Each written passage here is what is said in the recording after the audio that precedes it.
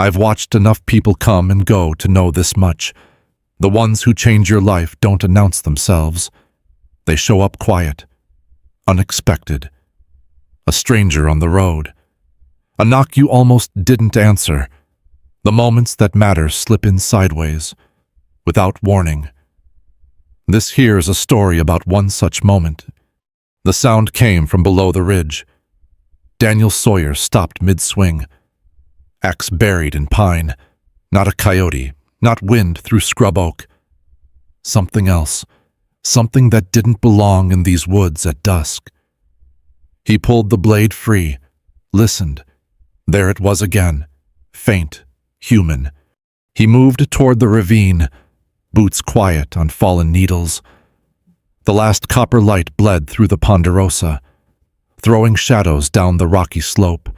She lay at the bottom, young, Apache, knee swollen bad, twisted wrong, sprained hard from the look of it. A horse's tracks led into the brush. Spooked, probably, gone. Daniel stood there a long minute. Getting involved meant questions. Questions meant trouble. He looked at her face, younger than he'd figured, breathing shallow but steady. "Well," he muttered, "ain't nobody gonna do it for you." He climbed down. "If this opening moved you, I'd love to hear where you're watching from. And if you've been enjoying these stories without subscribing yet, I'd be grateful if you'd consider it helps more than you know." Daniel laid her on the rope spring bed and stepped back. Her knee had swollen to twice its size, the skin stretched tight and angry. Sprained bad, maybe torn something inside. He'd seen worse on horses, never had to fix one on a person.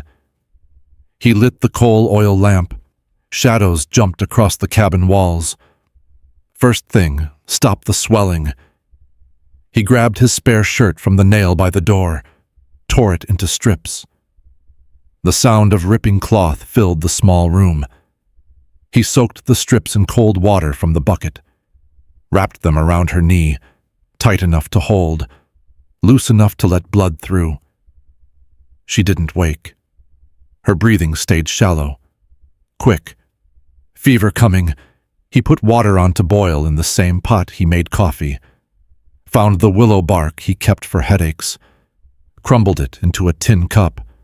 When the water steamed, he poured it over the bark and let it steep. 3 days. She burned. Daniel changed the compresses when they went warm, dripped willow tea between her cracked lips, slept in the chair by the door, waking every few hours to check if she was still breathing. He talked sometimes, not to her, exactly, just filling the cabin with something other than her fever dreams. Told her about the stand of ponderosa he was working, about the hawk that nested in the dead oak by the creek. Words that meant nothing, words that kept the silence from pressing in. By the 5th morning, her fever broke. Her eyes stayed open longer, tracking the ceiling beams, the lamp, the window, still too weak to sit up, still not speaking. On the 7th day, she woke for real. Daniel was at the stove, his back turned, stirring cornmeal mush. He heard the blanket shift, heard her sharp intake of breath. When he turned, she was sitting up, one hand pressed flat against the mattress, the other reaching for her hip, for a knife that wasn't there. Her eyes found his, dark, hard, calculating the distance to the door. He didn't move, didn't speak, just stood there with the wooden spoon in his hand, steam curling up from the pot behind him. Her gaze swept the cabin. The calico curtain, the single chair, the rifle on its pegs above the door, too high for her to reach. Her hand dropped, but her eyes didn't soften. A month passed slow as sap in summer. Each morning, Daniel woke before dawn, made coffee, set out cornmeal and bacon. By the time the sun cleared the ridge, Kaya was already awake, sitting on the edge of the bed, testing her weight on the leg. First day she could stand. She stood for 10 seconds before grabbing the bedpost. Face tight, knuckles white. She didn't make a sound. Second day, she made it to the door. Third day, the porch. Daniel watched from the corner of his eye while he sharpened his axe. Didn't offer help. She wouldn't have taken it anyway. By the end of the second week, she walked circles around the cabin, slow, limping heavy, but walking.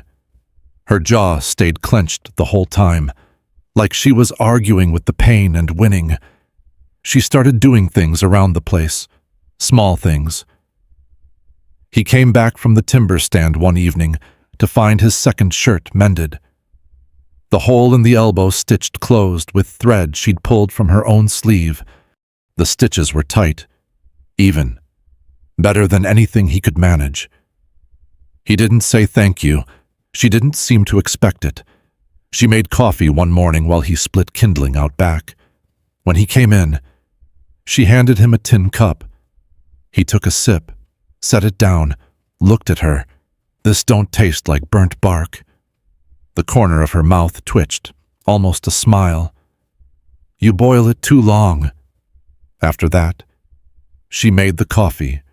The cabin changed in ways he didn't notice until he noticed.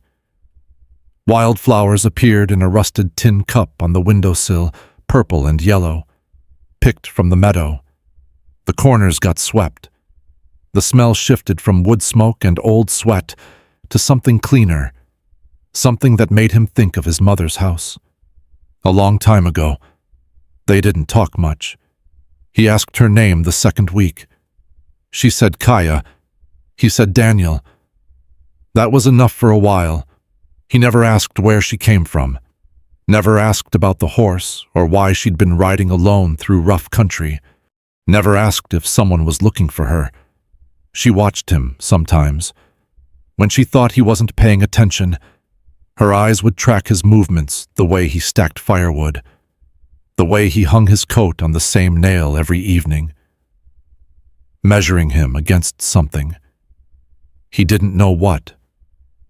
One evening, she sat on the porch while he whittled by lamplight, a spoon taking shape in his hands, slow and patient. She watched the curls of wood fall to the floor. You make those often, when I got nothing better to do. That's most evenings. He looked up. She wasn't smiling, but something in her face had eased, just a little. Reckon so, he said. 4 weeks, 28 days of coffee and stolents and small repairs, 28 days of her presence filling spaces he'd forgotten were empty. Her limp faded to a hitch, then to something barely noticeable unless you knew to look. Then one morning she stood at the door with a bundle on her shoulder. Daniel was at the stove, stirring oats. He turned and saw her dressed for travel, buckskin leggings, moccasins worn thin at the heel, a beaded pouch hanging from her belt. Her hair was braided back tight. He set down the spoon. I got people waiting, she said. Her jaw was set. Her eyes didn't quite meet his. He nodded, didn't argue. What was there to argue about? He crossed to the corner where he kept his stores, pulled out dried venison, wrapped it in a square of muslin, walked back to her and held it out. For the trail. She took it.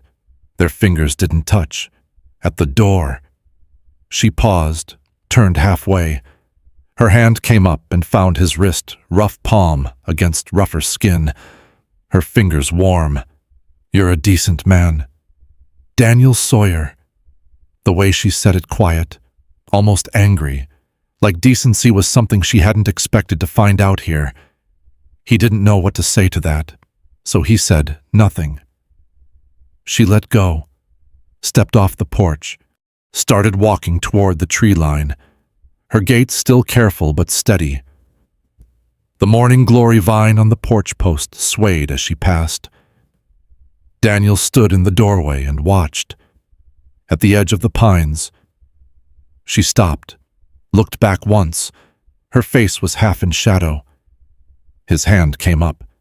Not a wave, just a thing hands do when they don't know what else to do. She turned, walked into the trees. The shadows swallowed her whole. He stood there until he couldn't see her anymore. Stood there until the coffee went cold on the stove and the sun climbed high enough to throw light across the empty bed.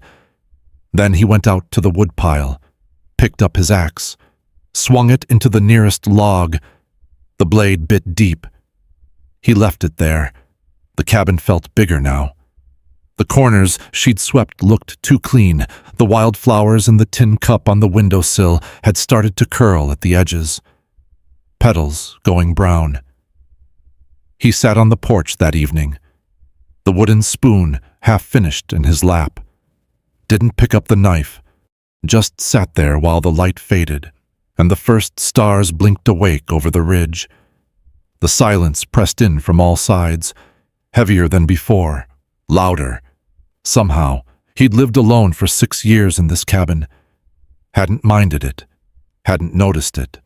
Really, a man gets used to the sound of his own breathing, the creak of his own chair, the rhythm of days that bleed one into the next. But now, he noticed. Now he heard every empty space where her voice should have been. Saw every corner where she used to stand. Felt the absence like a draft through a crack he couldn't find. He'd been lonely before. He just hadn't known it. Daniel stared out at the tree line, at the spot where she'd disappeared. The pines stood black against the darkening sky, giving nothing back. Somewhere out there, she was walking, toward her people, she'd said, toward a life that had nothing to do with him. He picked up the knife, turned the spoon in his hands, started carving again. But his eyes kept drifting back to the trees, and a question he couldn't push away kept circling in his head. Stubborn as a dog with a bone, would he ever see her face again? 10 years later, the beard had gray in it. Daniel set the axe head against the chopping block and straightened his back. 40 swings already this morning. His shoulders knew the count even when his mind wandered elsewhere. Behind him, small footsteps scuffed through the dirt. I got 3 more stacked. Puh. Daniel turned. Elijah stood by the woodpile, suspenders hanging crooked off narrow shoulders, a chunk of split pine clutched against his chest. 7 years old, all elbows and knees, with hair the color of dead grass and eyes too serious for a boy his age. Let me see. Daniel walked over. The stack tilted left, gaps showing between the logs where air would get in and slow the drying. He didn't say anything, just pulled out 2 pieces, rearranged them, set them back. See how they fit together like puzzle pieces. You want them tight. Elijah nodded, watching Daniel's hands. Can I try the axe today? When you're taller. Jimmy Pruitt's boy swings an axe. He's only 8. Jimmy Pruitt's boy is gonna lose a toe before these 10. Come on, breakfast. They walked to the cabin together, the boy's stride quick to match Daniel's longer steps. The morning fog sat low on the meadow, burning off slow as the sword climbed. A hawk circled overhead, riding the thermals. There's that hawk again, Elijah said, pointing. Same one as yesterday. You think he lives in that dead oak? Could be. Maybe he's got babies up there. Baby hawks. You think? Could be. Can we go look sometime? Climb up and see. That tree's half rotten. You'd fall through before you got halfway. I'm light. Not that light. Inside, Daniel stirred the embers in the stove and added kindling. The cabin had changed over the years. A second chair at the table now. smaller, with a cushion tied to the seat so the boy could reach his plate. A slate board hung on the wall near the window, chalked with letters and some Daniel's own hand, teaching what little schooling he remembered. A rope stretched across one corner, Elijah's shirts and trousers hanging to dry. The boy climbed into his chair and waited, swinging his legs. "What are we having?" "Same as yesterday. Corn mush and bacon. We always have corn mush and bacon." "You want something different. Learn to cook." Elijah grinned. "You'd eat it even if I burnt it." "Probably would." Daniel set 2 tin plates on the table, spooned out the mush, laid strips of bacon alongside. They ate in the easy silence of routine, the only sounds the scrape of spoons and the crackle of the stove. After breakfast, Elijah helped wash the plates in the basin while Daniel checked the chicken coop out back. 3 eggs this morning. The red hen was brooding again, puffed up in the corner, pecking at his hand when he reached under her. "Ornery bird," he muttered. The hand pump by the well stuck on the 3rd stroke. Same as always, he worked the handle until water flowed, filled the bucket, carried it back inside. The morning stretched ahead, full of small tasks: mending the fence where a post had rotted, clearing brush from the north trail, sharpening the crosscut saw that had gone dull. Elijah followed him through each chore, asking questions, sometimes helping, mostly watching. The boy never seemed to tire of watching, like he was memorizing everything, storing it away somewhere safe. Around midday, they stopped to eat bread and cheese in the shade of the big ponderosa. Daniel leaned against the trunk, hat tipped over his eyes. Elijah sat cross-legged in the dirt, picking apart a pine cone. "Pa, tell me about the hawk again. The one you saw when you were little." Daniel pushed up his hat. "Told you that story 10 times. Tell me again." So he told it. The red-tailed hawk that used to nest in the barn back in Missouri.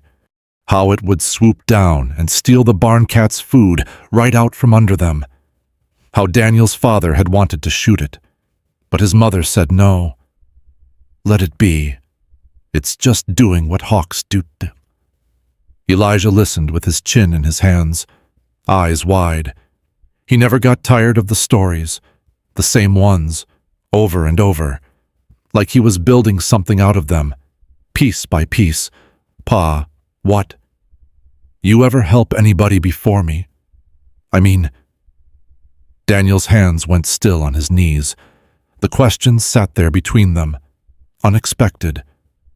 "Once," he said after a long moment. "A woman. Long time ago. What happened to her? She got hurt in the woods. I patched her up best I could. She stayed a while, then moved on. Where'd she go? Back to her people. She ever come back?" Daniel looked out at the tree line. The same trees, the same shadows, 10 years and counting. "No," he said. "She never did." That night, after supper, Daniel sat on the porch with his knife and a block of pine. The evening star hung low over the ridge, bright and steady. Inside, Elijah's voice drifted through the open door. "Pa, where's my ma now?" Daniel's knife stopped moving. He set down the wood, rose from the chair, walked to the doorway and leaned against the frame. Elijah was sitting on his bed, the wool blanket pulled up to his chest, looking at Daniel with those 2 serious eyes. "Your ma's up there," Daniel said. He pointed toward the window, toward the evening star. "She's watching over you. Every night. Every night. What about my pa, the one from before?" "He's up there too, right beside her." Elijah was quiet for a moment. Then, "You think they know you take care of me now?" Daniel's throat went tight. He swallowed. I reckon they do. You think they're glad, I think. He stopped, started again. I think any Pia would be glad to know his boy was safe. Elijah nodded slowly, working that over in his head. Then he lay back, pulled the blanket to his chin, and closed his eyes. Night. Pa. Night, son. Daniel stood there a while longer, watching the boys breathing slow and steady. Then he went back to the porch, picked up the knife, the half-carved spoon. 3 years ago. That's when it started. That's when everything changed. He remembered the road, the afternoon heat, the wagon on its side, one wheel still spinning slow in the dust, the smell of blood and horse sweat thick in the air. He'd come around the bend and seen it, and known right away. The man lay half under the wagon, chest crushed, the woman a few feet away, thrown clear, her neck at a wrong angle, both past helping, both gone. And the boy sat in the middle of the road, covered in dust, not crying, not moving, just sitting there with his hands in his lap, staring at nothing. Daniel had approached slow, knelt down. The boy's eyes didn't focus on him. Hey there. Hey. Nothing. You hurt anywhere. You hurt. The boy shook his head. Once. Mechanical. Daniel looked around. No other wagons, no horses, just the empty road stretching both directions, the mountains rising blue and distant. You got kin somewhere, family. Another shake, slower this time. Daniel stood there a long moment. The sun beat down. Flies had started to gather. He reached down, extended his hand. Rough palm, calloused fingers, dirt under the nails. Come on, then. The boy looked at the hand, looked up at Daniel's face. Something moved behind those empty eyes. He reached up and took it. They buried the parents together. Daniel digging while the boy sat on a rock and watched. He marked the graves with stones, said a few words he remembered from childhood funerals. A week later, Sheriff Burke rode out from town, asked questions, looked at the boy, looked at Daniel. You planning to keep him? Don't see another option. The sheriff nodded slow. I'll note it in the records. Boy needs a name for the paperwork. His name's Elijah. That's what he told me. Elijah what? Daniel looked at the boy, standing by the porch, watching them with those quiet eyes. Elijah Sawyer, he said. That'll do. Now, 3 years later. Daniel sat on the porch and carved by lamplight, the way he'd done 1,000 nights before. But now, there was a boy asleep inside. A boy who called him Pa. A boy who fell asleep trusting Daniel would be there in the morning. The spoon took shape under his hands, slow and patient. Same motion he'd been doing for 20 years. He thought about her sometimes. Kaya, the woman who'd walked into his life and walked out again. Her face had faded some, blurred at the edges, but he remembered her hands, the way she'd touched his wrist at the door. He wondered if she was still alive, if she ever thought about the lumberjack who'd carried her up a mountain. Probably not. People move on. Daniel looked up at the stars. The evening star had shifted, moving west with the turning sky. He set down the knife. The finished spoon gleamed pale in the lamplight. Tomorrow there'd be more wood to split, more fences to mend, more questions to answer. That was enough. More than enough.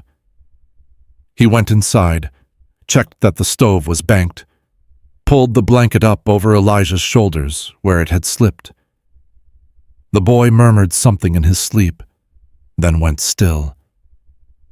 Daniel lay down on his own bed, closed his eyes, and for the first time in years, he dreamed of a woman walking out of the trees, her face clear as the day she left. The morning fog hung low over the meadow, thick as cotton batting, muffling the sounds of the world. Daniel stood at the chopping block, kindling axe in hand, splitting pine into thin strips for the stove. The rhythm came easy, lift, swing, crack, lift, swing, crack. The smell of fresh-cut wood rose up, sharp and clean, behind him. Elijah's voice carried from the chicken coop. "I'm telling you, get out of the way, move. I said move." Daniel glanced over his shoulder.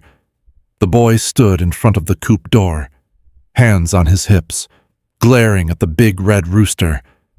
The bird had puffed up its feathers and planted itself square in the doorway, refusing to budge.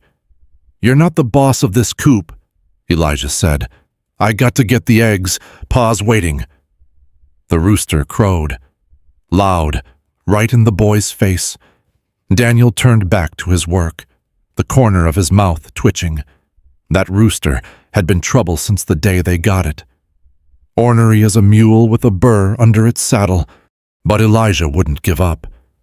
Never did. The boy had more stubborn in him than sense sometimes. Lift, swing, crack. The fog was starting to burn off. Pale sunlight filtered through, turning the meadow from gray to gold in slow degrees. A good day for working. Maybe they'd finally get that fence post replaced, the one that had been leaning since spring.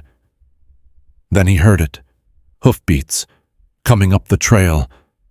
Daniel's hands went still. He turned, axe lowered, squinting toward the tree line. Visitors were rare out here. The nearest neighbor was 3 miles down the mountain.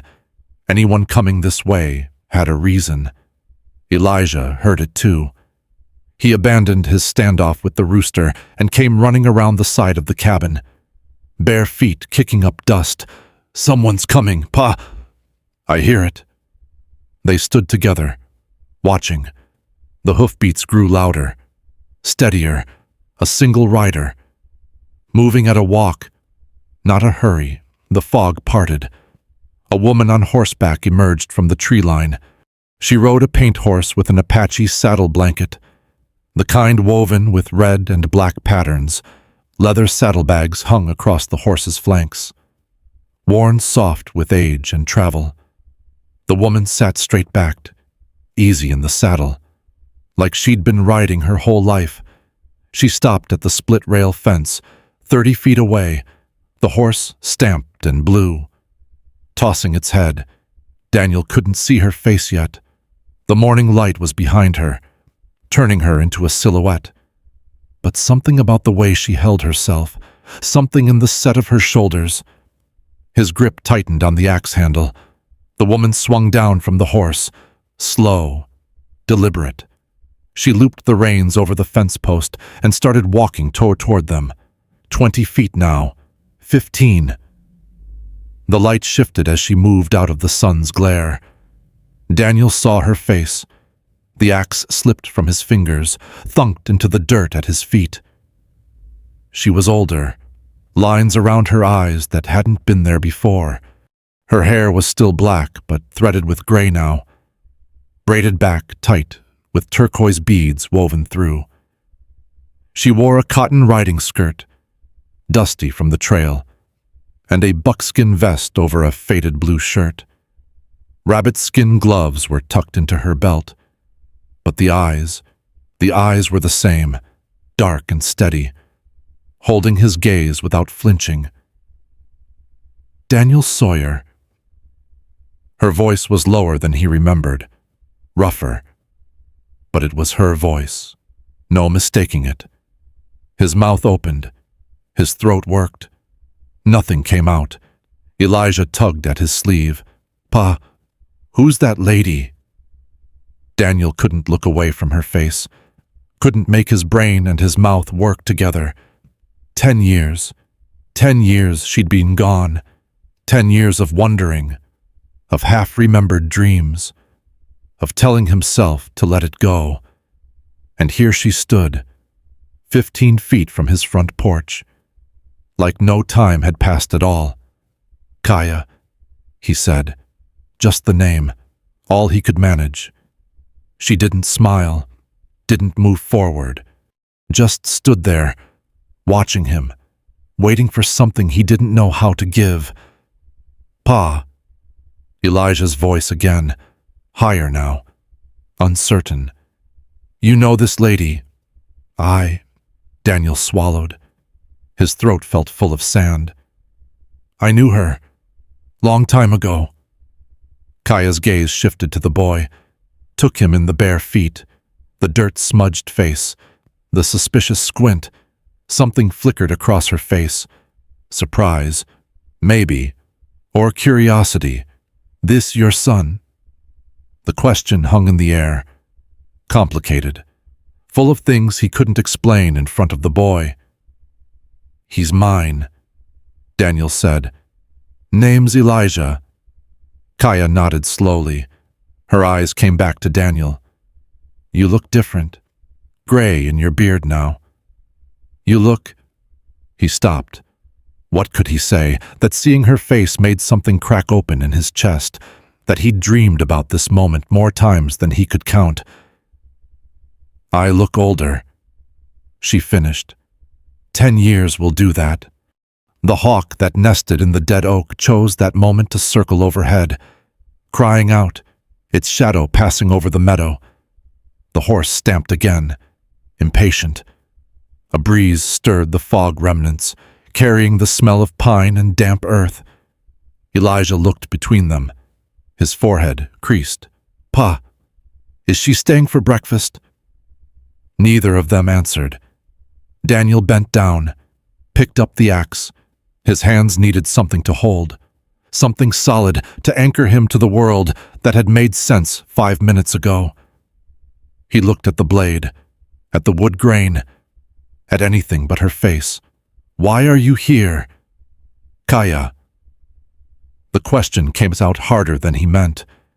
But he had to ask, had to know. People didn't just show up after 10 years without a reason. She didn't flinch, didn't look away. Can we talk somewhere the boy isn't listening? Elijah bristled. I can keep secrets. Not this one, Daniel said. Go finish with the chickens. But Pa, Elijah, the boy's jaw tightened. For a moment, he looked like he might argue. Then he turned and stomped back toward the coop, shooting a dark look over his shoulder. Daniel waited until the boy was out of earshot. Then he turned to Kaya. You got 5 minutes, then I got work to do. She nodded, took a step closer, close enough now that he could see the fine dust on her clothes, the small scar on her chin that hadn't been there before, close enough to smell wood smoke and sage and something else, horse sweat, trail dirt, the smell of long traveling. I came back, she said. I can see that. You're angry. I am confused. There is a difference. She studied his face. Whatever she was looking for, she didn't seem to find it. Her jaw tightened. I spent 10 years trying to forget you. Daniel Sawyer. Went back to my people, learned my mother's medicine, helped birth babies and set bones and close the eyes of the dying. Did everything I was supposed to do. She paused, her hands clenched at her sides. But I couldn't stop thinking about you. The man who carried me up a mountain and never asked why. Never asked anything. Just gave what he had and let me walk away. Daniel's grip on the axe had gone white-knuckled. I tried to forget, she said again. It didn't work. The hawk cried out again, circling lower, in the chicken coop. The rooster crowed. Elijah's voice drifted over, scolding. Kaya took another step, close enough to touch now. Her eyes held his, I came back because I finally figured out what I was looking for all those years, what I couldn't find anywhere else. Daniel's voice came out rough. And what's that, you? The word hung between them, simple, heavy. She reached out. Her fingers brushed the back of his hand where it gripped the axe, rough palm against rough knuckles. Marry me, Daniel. The world stopped. He stared at her, the axe, her hand, her face, the meadow behind her going gold in the morning sun. What? You heard me, and her voice didn't waver. I'm not asking twice.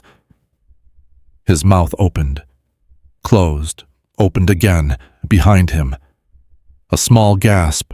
He turned. Elijah stood at the corner of the cabin, eyes wide.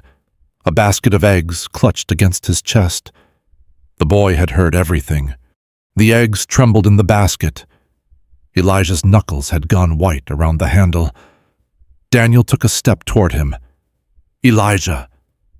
The boy bolted, around the corner of the cabin, out of sight. The screen door slammed a moment later, rattling on its hinges. Daniel stood there, the axe still in his hand. The proposal still hanging in the air like smoke after a gunshot. He couldn't move, couldn't think straight. Kaya's voice came from behind him. Quiet. The boy seems upset. He heard you. I know. Daniel turned to face her. His jaw was tight, his shoulders rigid. You should have waited. Should have asked if we could talk private first.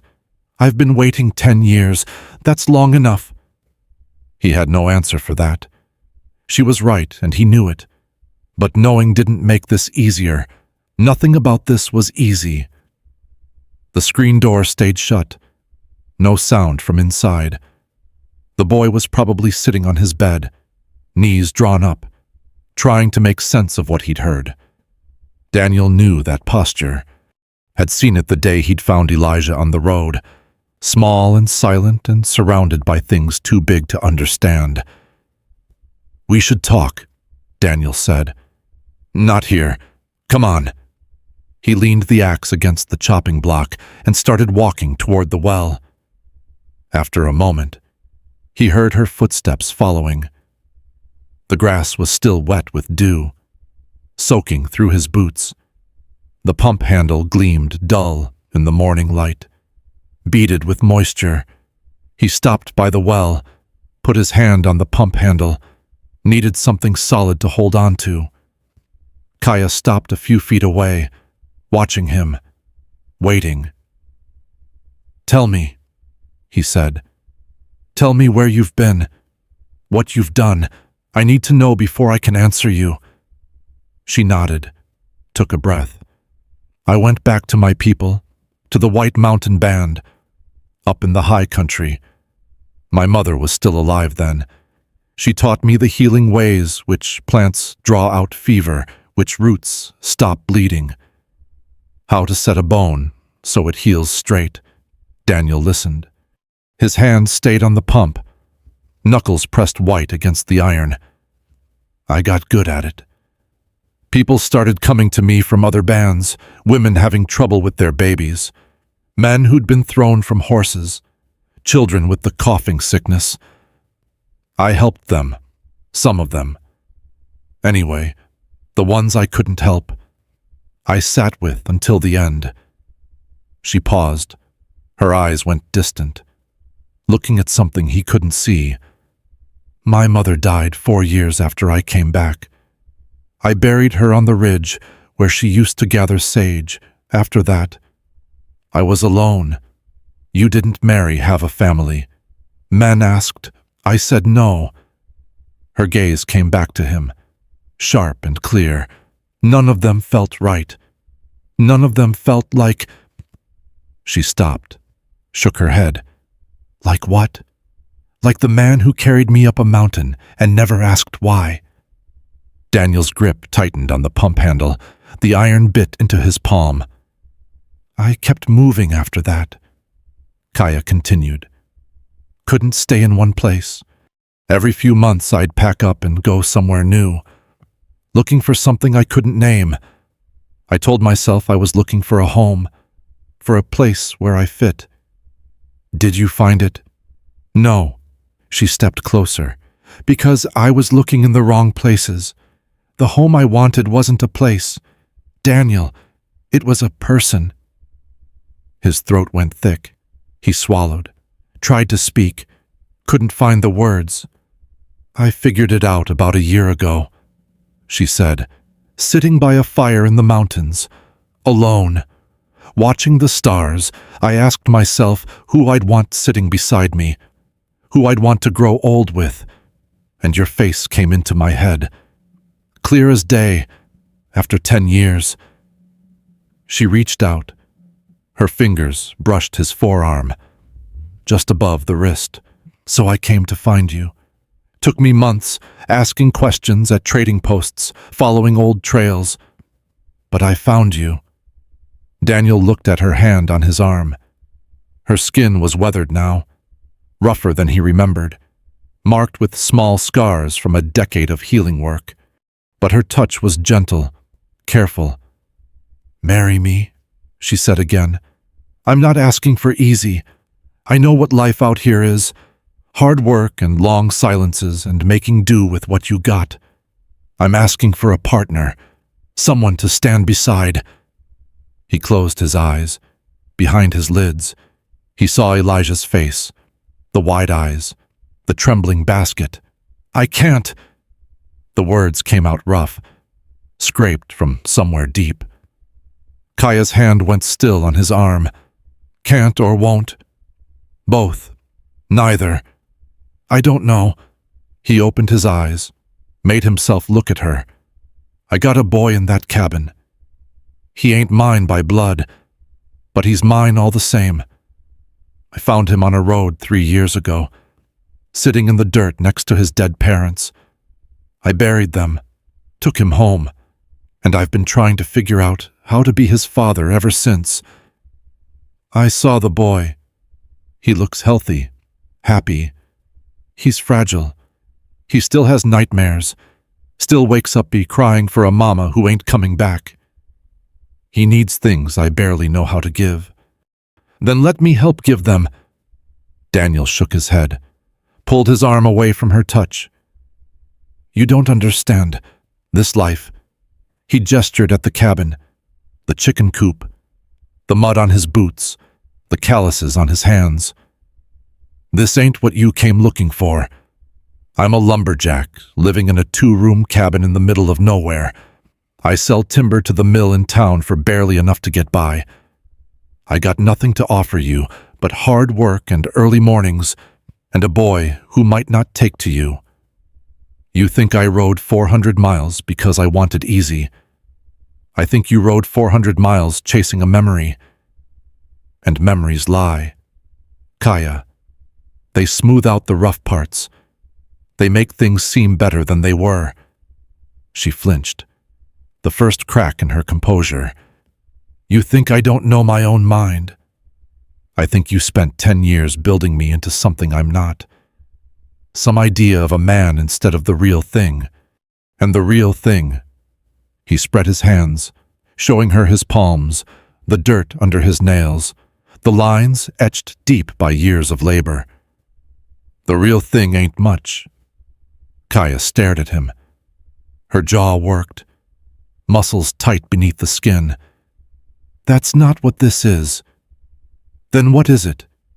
"It's me knowing what I want, for the first time in my life, and it's you being too scared to reach for it." The words hit like a slap. Daniel's head jerked back. "I ain't scared. Then why won't you say yes?"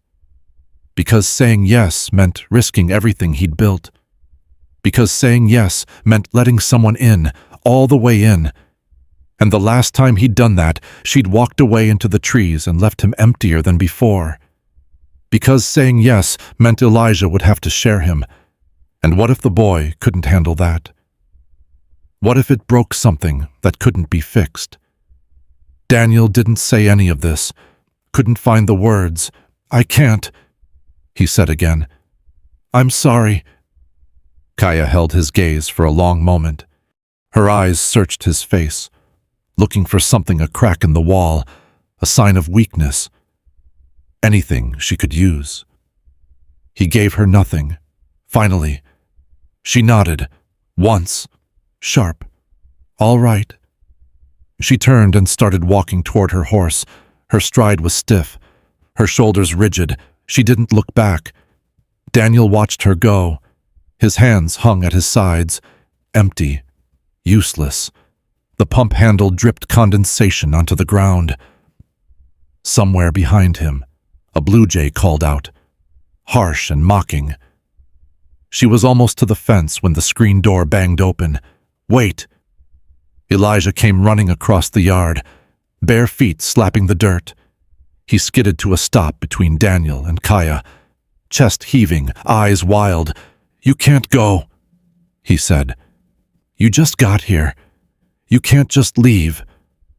Kaya stopped, turned. Her face was unreadable. Your pa made his choice? No. Elijah shook his head. Hard. No, he didn't. He's just scared. He gets like that sometimes, but he don't mean it. Tell her, Pa. Tell her you don't mean it. Daniel's throat closed up. He opened his mouth, but nothing came out. Elijah stared at him, waiting. The silence stretched thin as wire.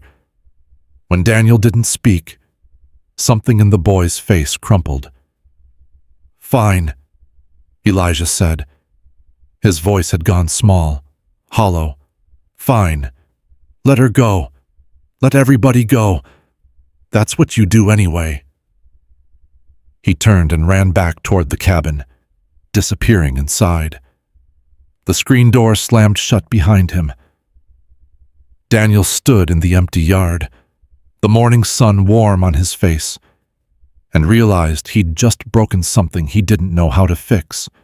Kaya didn't leave. She stood by her horse for a long time, one hand on the saddle, staring at the cabin where the boy had disappeared. Then she turned to Daniel. I'll stay the night. In your barn. Leave in the morning. Daniel should have said no. Should have told her to go now. Make it clean. Stop dragging this out. But the words wouldn't come. He just nodded. She led her horse toward the barn, didn't look back. Daniel stood alone in the yard, the morning sun beating down on his shoulders. He went inside to find Elijah. The boy wasn't in the main room. Daniel checked the bedroom. Empty. The bed was made. The wool blanket pulled tight, everything in its place except the boy himself. Elijah. No answer. He checked behind the cabin, the chicken coop, the woodshed, nothing. His pulse started to climb. The boy wouldn't run off. Would he? Not over this. Not over. Then he saw the footprints, small, bare, leading toward the creek. He followed them through the tall grass, past the stand of willows, down to the muddy bank where the water ran shallow and cold. And there was Elijah, sitting on a flat rock at the water's edge, knees drawn up to his chest, throwing pebbles into the current. Daniel stopped a few feet away. His boots sank into the soft earth, mud oozing over the soles. Mind if I sit? Elijah shrugged, didn't look up. Daniel lowered himself onto the rock beside him. The stone was cold through his trousers. The creek burbled past, carrying leaves and twigs downstream. A dragonfly hovered over the water, wings catching the light. They sat in silence. Elijah threw another pebble. It hit the water with a soft plunk and disappeared. I'm sorry, Daniel said. For what? For not. I should have talked to you first. Before any of that happened. Elijah's jaw tightened. He picked up another pebble, turned it over in his fingers. You told her no. I did. Why? Daniel rubbed his face with both hands. His palms came away gritty with dried sweat. It's complicated. That's what grown-ups say when they don't want to explain. You're right. It is. Daniel let out a breath. I said no because I was scared. Elijah finally looked at him. Scared of what? She seemed nice. She is nice. That's not... Daniel stopped. Started again. I was scared of messing things up, of letting someone in and then watching them leave, of you getting hurt. Me. You already lost 2 parents. I didn't want you to get attached to someone who might not stay. Elijah's eyes went hard. Older than 7. So instead you just made sure she'd leave for sure. That's real smart. Pa. The words hit like stones. Daniel's face flushed hot. I was trying to protect you. You were trying to protect yourself. Daniel opened his mouth to argue. Closed it. The boy was right. The boy, 7 years old, sitting by a creek, had seen through him in a way no one else ever had. He felt stripped bare, exposed, all his reasons, all his justifications, crumbling like dry leaves. Yeah, he said finally. I reckon I was... Elijah threw another pebble. This one skipped twice before sinking. She asked you to marry her. She did. And you said no. I did. Because you're a coward. The word hung in the air. Coward. Daniel's hands curled into fists against his thighs. His throat burned.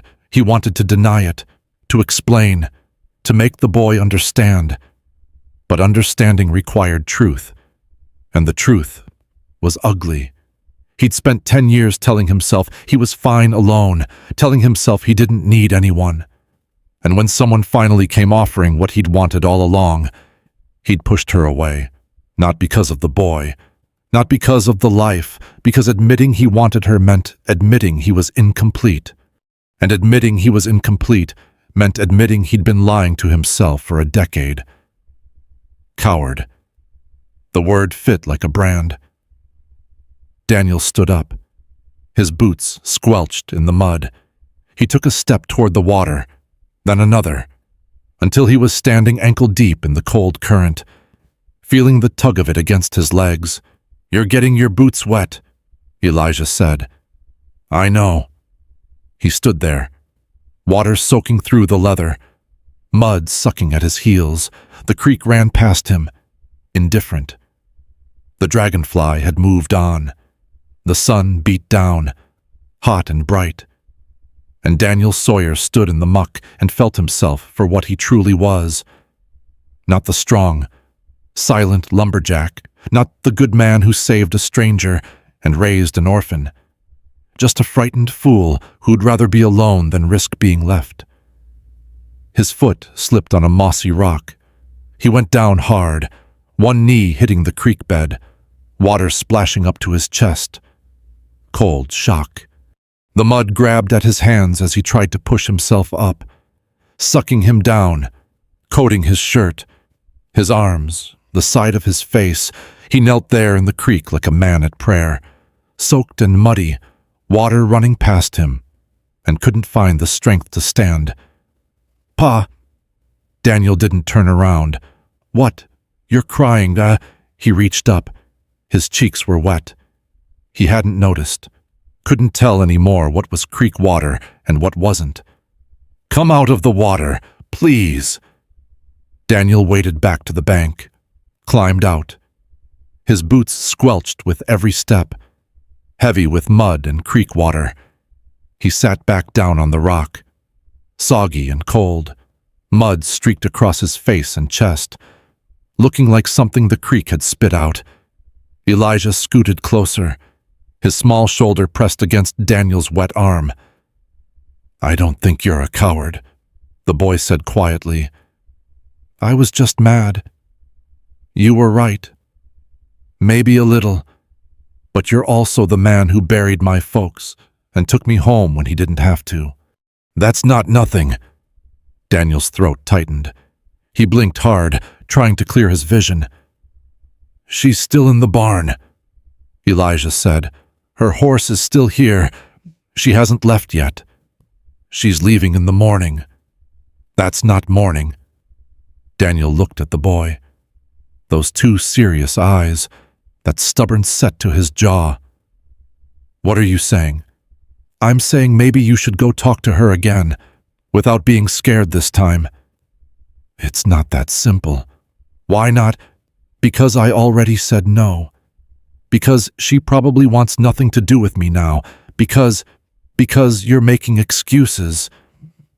Elijah stood up, brushing dirt from his trousers. "That's what you taught me. Remember, when I didn't want to learn my letters, you said making excuses is just another way of giving up." Daniel stared at him. "I'm going back to the cabin," Elijah said. "I'm hungry. You should go talk to her." He turned and walked away, small footprints tracking through the mud, leaving Daniel alone by the water. The afternoon crawled past. Daniel went through the motions, fixed the fence post that had been leaning, fed the chickens, pumped water for the horse trough. But his hands moved on their own, his mind somewhere else entirely. When evening came, he found himself standing at the barn door. His clothes had dried stiff, the mud cracking and flaking off with every movement. He looked like a man who'd lost a fight with the earth itself. The paint horse was tied in the first stall, munching hay. Above, in the loft, a soft glow. She'd lit a candle. Daniel climbed the ladder. Each rung creaked under his weight. When his head cleared the loft floor, he saw her. Kaya sat on a hay bale, wrapped in a horse blanket, watching him. Her face was guarded, closed off. The candle threw shadows across her features. "Thought you weren't coming," she said. "Wasn't sure I would." He pulled himself up into the loft, stood there, not knowing what to do with his hands. His clothes were still stiff with dried mud. His hair was matted. He looked like exactly what he was, a man who'd spent the day falling apart. "The boy," Kaya said. "He came to see me earlier." Daniel's head snapped up. "What?" "Said I should give you another chance. Said you were good at fixing things, but not so good at fixing yourself." The boy had gone to her, behind Daniel's back, advocating for something Daniel had been too stubborn to ask for. His legs felt weak. He sat down on a hay bale across from her. "What else did he say?" Kaya's expression softened. "Just a fraction. He said his real pa died before he could teach him things. He said you've been teaching him instead, how to stack wood and pump water and carve spoons that don't look too crooked." She paused. "He said he doesn't want you to be alone anymore." Daniel's vision blurred. He pressed the heels of his hands against his eyes. "I don't deserve that boy." "Maybe not, but you got him anyway." He dropped his hands, looked at her. "Why are you still here, after what I said?" Kaya held his gaze. "Because I spent 10 years running from what I wanted. I'm tired of running, Daniel. Even if you send me away again in the morning, I needed you to know this wasn't a mistake. Coming here, asking you, none of it." The candle flickered. A horse stamped below. The night pressed in around them, dark and close. Daniel opened his mouth to speak. And then, from outside, Elijah's voice high and urgent. "Papa, come quick. Something's wrong with the red hen." The red hen wasn't dying. She was hatching. Daniel and Kaya reached the chicken coop together, Elijah bouncing on his toes beside them. Inside the coop, the red hen sat puffed up in her corner, clucking low and urgent, and beneath her, something moved. "She's been sitting on eggs for weeks," Daniel said, kneeling down. Must have hidden a clutch somewhere I didn't check. A tiny yellow head poked out from under the hen's wing. Then another. The chicks were wet, bedraggled, struggling to find their feet in the straw. "They're so small," Elijah breathed. He crouched beside Daniel, eyes wide. "Can I hold one?" "Not yet. Let the mama do her work first. They need to dry off. Get steady." The hen clucked again, shifting her weight to cover the chicks. Protective, fierce, a mother doing what mothers do. Kaya stood in the doorway, watching. The candlelight from the barn was long gone now, replaced by the blue darkness of evening. Stars had started to prick through the sky overhead. "How many?" she asked. Daniel peered under the hen. "5, looks like. That's a good hatch. Better than last year. Lost the whole clutch." They stood there in the quiet, the three of them, watching new life struggle into the world. The chicks peeped softly, finding their voices. The hen settled, satisfied that her work was nearly done. Elijah looked up at Kaya. "You ever see chicks being born before?" "Many times. My mother kept chickens too." "What happened to them?" "Coyotes got most of them. The rest we ate." Elijah's nose wrinkled. "You ate your own chickens. When you're hungry, you eat what you have." The boy considered this. Then, "We ate Old Speckle last winter. She stopped laying. Pa said it was the practical thing." He glanced at Daniel. "I cried for 2 days." "You ate her anyway," Daniel said. "She tasted pretty good." Kaya's mouth twitched, almost a smile. "That's the way of things." They closed up the coop and walked back toward the cabin. The night had turned cool, a breeze coming down off the mountain, carrying the smell of pine and distant rain. Daniel's clothes were still stiff with dried mud, cracking with every step. At the porch, they stopped, an awkward pause. 3 people who didn't know what came next.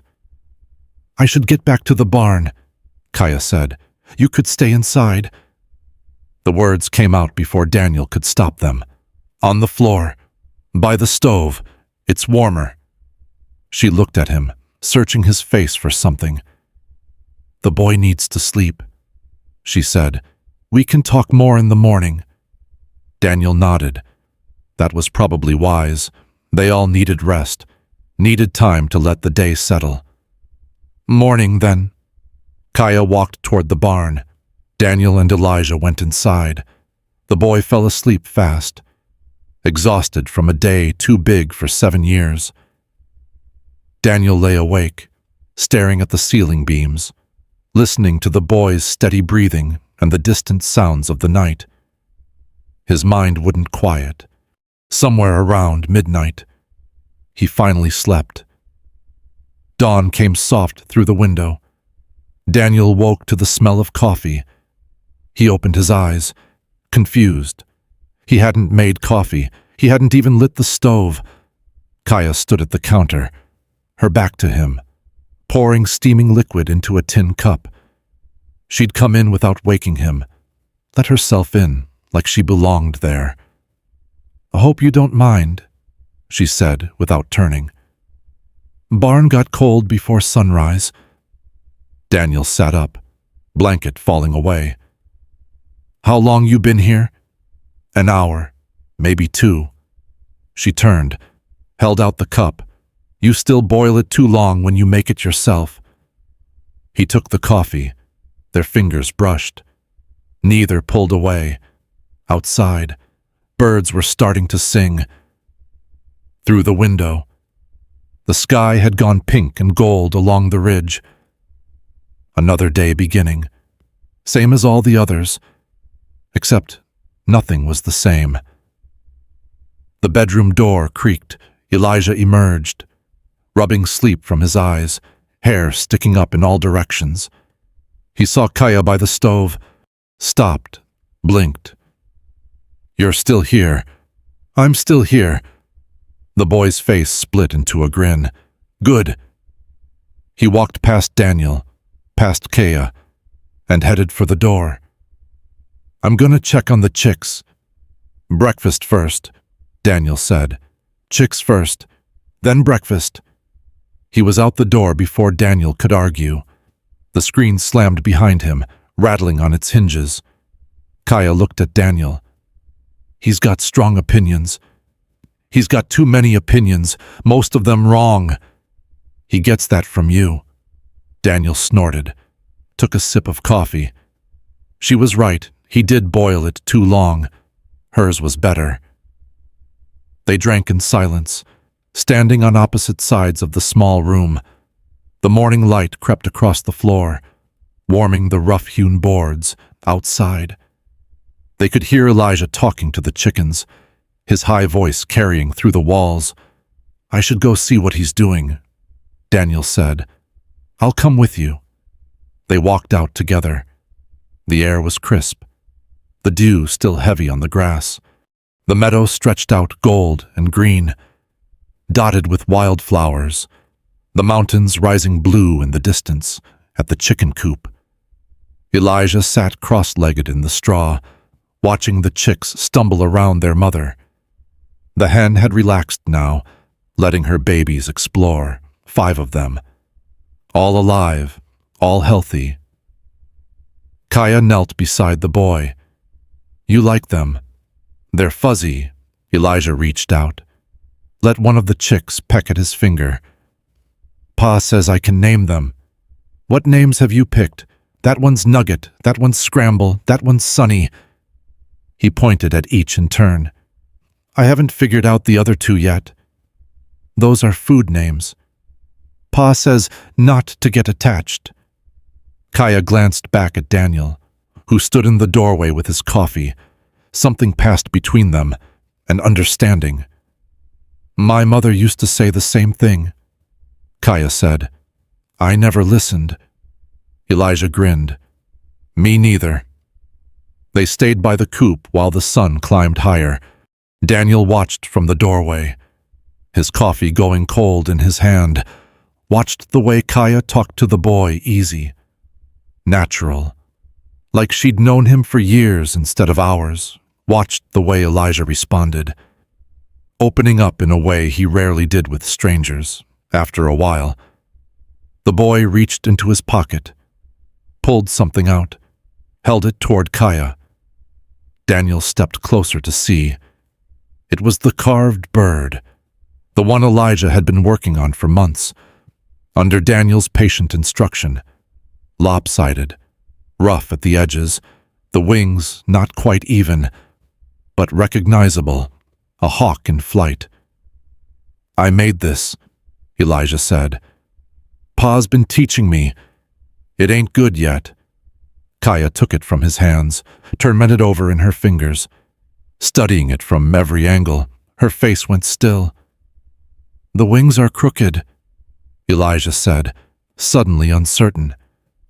And the beak's too big. Pa says I need more practice. It's got good bones. Kaya's voice was quiet. Like the man who taught you. Elijah's face lit up. You mean it? I don't say things I don't mean.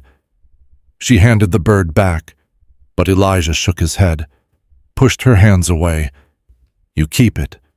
I want you to have it. Elijah, please, so you remember us. His voice dropped. When you go. The words hung in the air. When you go. The boy had already accepted it, already prepared himself for another leaving. Daniel set down the cold coffee, stepped into the coop, knelt beside them in the straw. She ain't going, he said. Both of them looked at him. Kaya's eyes went wide. Elijah's mouth dropped open. What? Daniel took a breath. Let it out slow. His hands were shaking.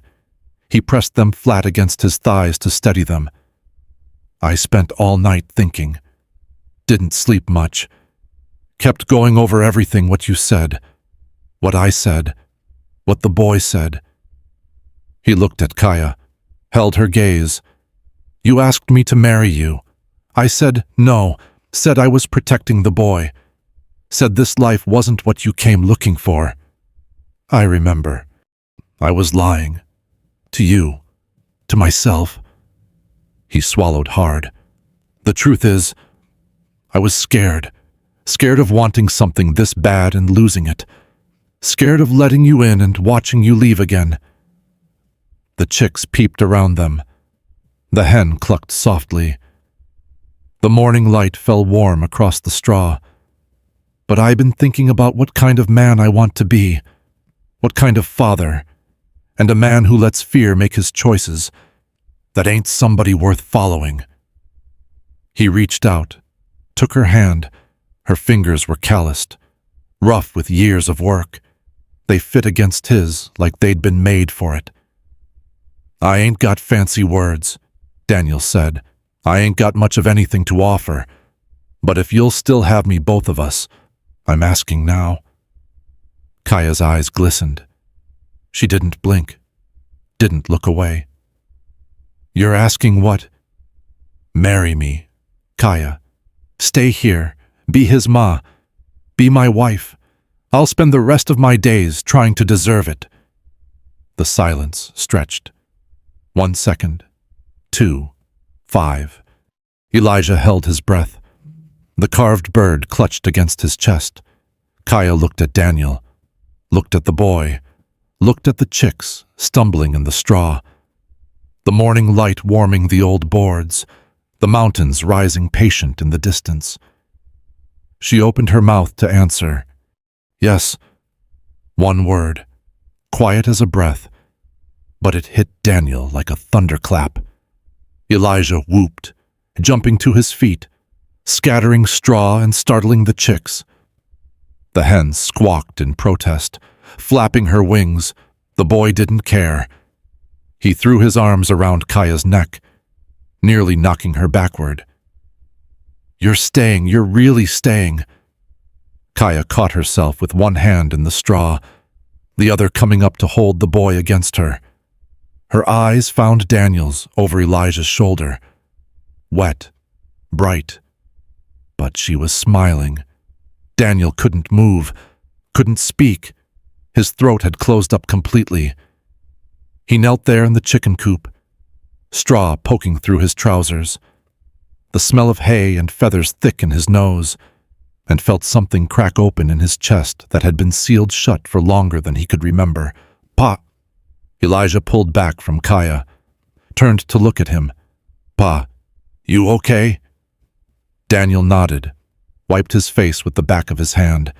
His cheeks were wet again. He didn't try to hide it this time. Yeah, he managed. Yeah, I'm okay. Kaya stood, brushing straw from her skirt. She held out her hand to Daniel. He took it, let her pull him to his feet. They stood there in the cramped coop, the chicks peeping around their ankles, Elijah bouncing between them, the morning light falling golden through the slats. Walk with me, Daniel said. There's somewhere I want to show you. Kaya nodded. They left Elijah with strict instructions to watch the chicks and not let them wander. The boy protested, wanting to come along, but something in Daniel's face made him stop. He sat back down in the straw, the carved hawk still clutched in his hands, and watched them go. Daniel led Kaya along the old trail, the one that wound up through the ponderosa toward the ridge. Neither spoke. Their footsteps fell soft on the carpet of pine needles. A woodpecker drummed somewhere overhead. The forest smelled of sap and damp earth, the same way it had smelled 10 years ago. They reached the ravine where he'd found her. Daniel stopped at the edge, looking down at the rocky slope, the scattered stones, the scrub brush clinging to the walls. Different light now morning instead of dusk. But the same place, the same spot where everything had started. This is where I found you, he said. Kaya stepped up beside him, looked down. Her face was still, unreadable. I remember bits and pieces. The pain in my knee, the sound of someone coming through the brush. I thought it was the men who'd been chasing me. Daniel turned to her. Men. That's a story for another time. She met his eyes. The point is, I was ready to fight, ready to run if I had to.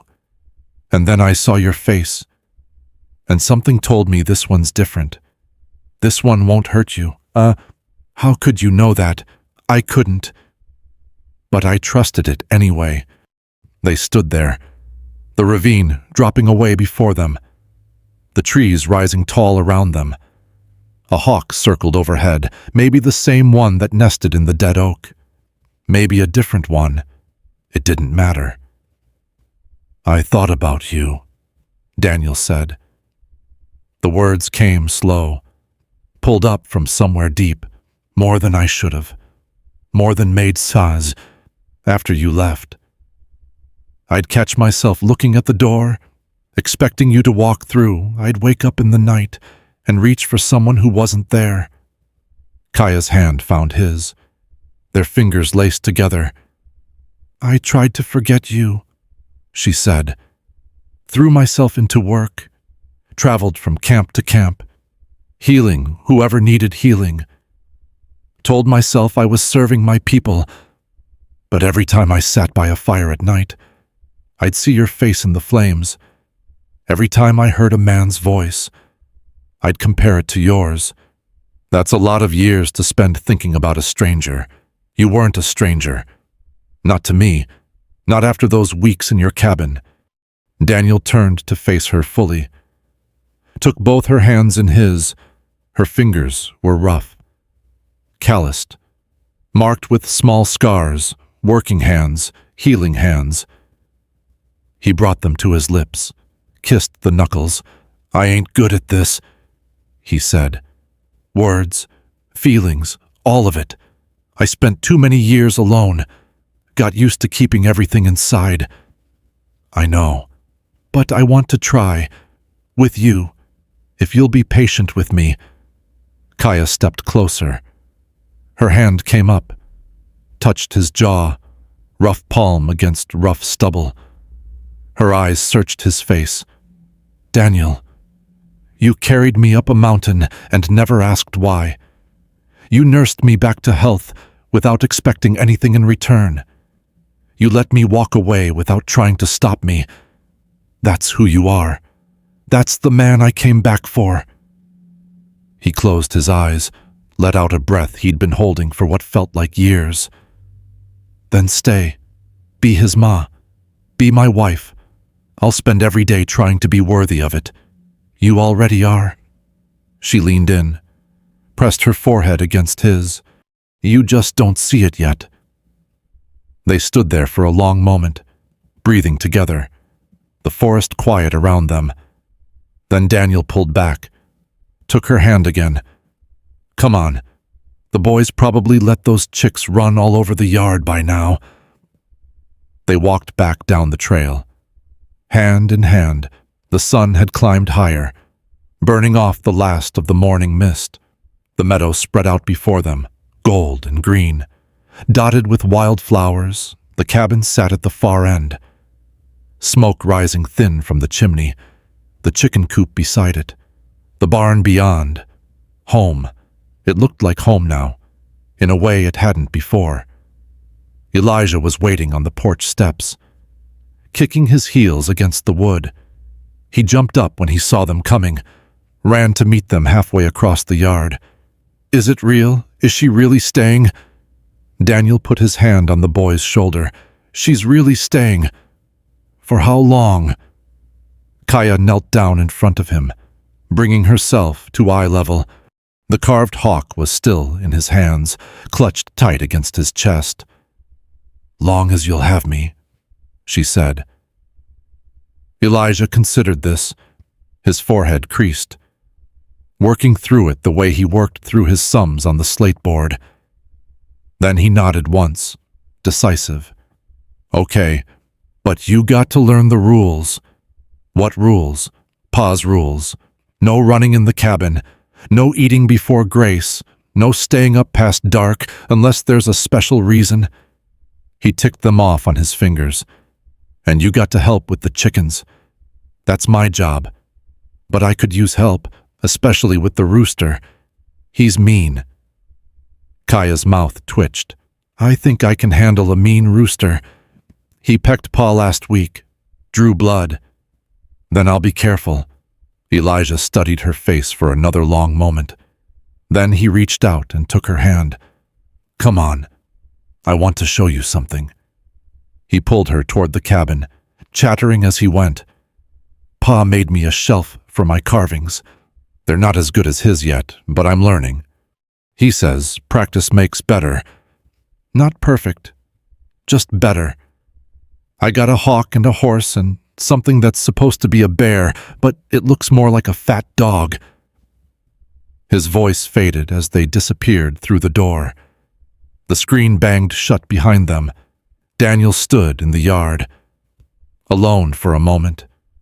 The sun warm on his face, the breeze carrying the smell of pine and wildflowers, the sound of his boy's voice drifting through the walls, bright and eager, showing off his treasures to someone new. He walked to the porch, leaned against the doorframe, looked inside. Kaya sat on the edge of Elijah's bed, the boy beside her. A row of carved animals spread out on the blanket between them. She picked up each one, examined it seriously, asked questions. Elijah answered, animated, his hands moving as he explained the trouble with carving ears, the difficulty of getting the legs right. The lamplight wasn't needed now. The morning sun poured through the window, warm and bright. Their heads bent together, dark and fair, shadow and light. Daniel watched them, his family, not born of blood, but built from sawdust and stubbornness, assembled from broken pieces, a woman who'd spent 10 years searching, a boy who'd lost everything, a man who'd forgotten how to want, rough at the edges, held together with hope, but his. The evening star would rise later, the same one he'd shown Elijah that first night. He'd show it to Kaya too, tell her about the boy's parents, watching from the sky. Maybe she'd add her mother to the story, the grandmother Elijah would never meet, who'd taught her daughter the healing ways. But that was for later.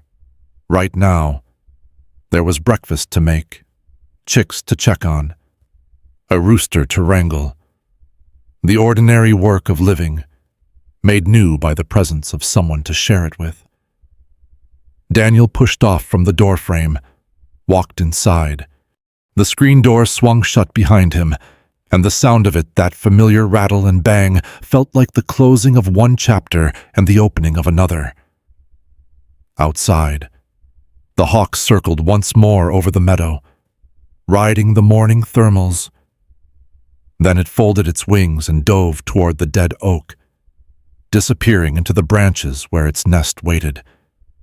The day stretched ahead, full of small tasks and smaller moments. But inside the cabin, 3 voices tangled together in the warm yellow light, talking, laughing, already starting to sound like something that had always been. There's a quietness that comes after a story like this. Something tender sitting in the chest, not asking to be named or understood, just there, familiar, the way certain memories are familiar, the ones we carry without meaning to.